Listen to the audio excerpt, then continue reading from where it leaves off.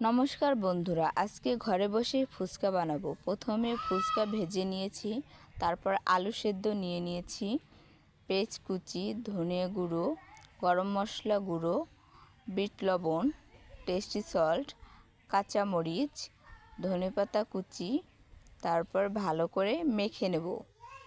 হালকা লেবুর রস দিয়ে দেব। তারপর সুন্দর করে সাজিয়ে নেব। উপরে সালাদ দিয়ে দেব।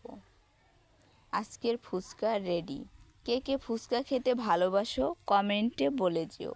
আর আমাদের চ্যানেলটি নতুন, যদি ভুল ত্রুটি হয়ে থাকে ক্ষমা দৃষ্টিতে দেখবেন। ভিডিওটি ভালো লাগলে লাইক, কমেন্ট, শেয়ার করবেন।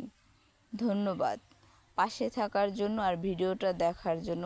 সবাইকে অনেক অনেক অনেক অনেক অনেক অনেক অনেক অনেক অনেক ধন্যবাদ।